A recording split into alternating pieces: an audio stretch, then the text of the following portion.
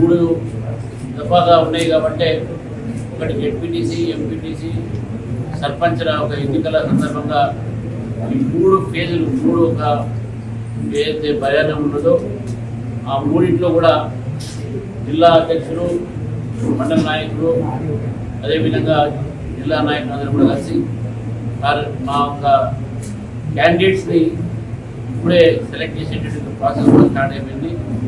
కరీంనగర్లో దానికి సంబంధించినటువంటి ఒక మీటింగ్ కూడా జరిగింది.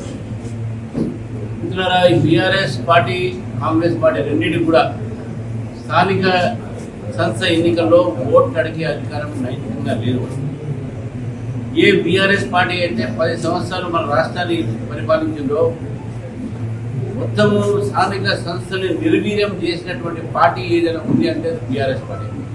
మనకు గ్రామ పంచాయతీ ఉంటే మన రాష్ట్రంలో మీరు ఈరోజు ఏ గ్రామ పంచాయతీ కూడా మీరు అడగండి సార్, తాజా మాజీ సర్పంచ్ అని వాళ్ళు పడిన యాతన, వాళ్ళకు బిల్స్ రాకపోవడం, వాళ్ళకు వచ్చిన నష్టం, వాళ్ళకు వచ్చిన కష్టాలు ఈరోజు వాళ్ళు చెప్తారు.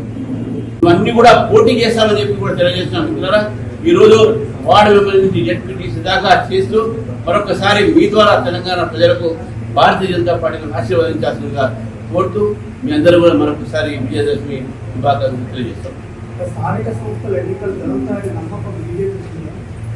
జరగాలి, అది రాజ్యాంగం జరగాలి, జరుగుతాయి, జరగాల్సిందే ఆ నమ్మకం.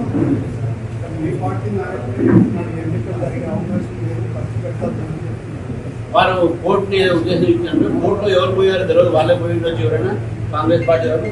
కానీ మనైతే స్టే ఇవ్వలేదు కాబట్టి జరుగుతుందని చెప్పేసి కోర్టుకు పోయినలో ఏ అంశాల మీద వాళ్ళు పోయారనే విషయం కూడా మాకు తెలియదు.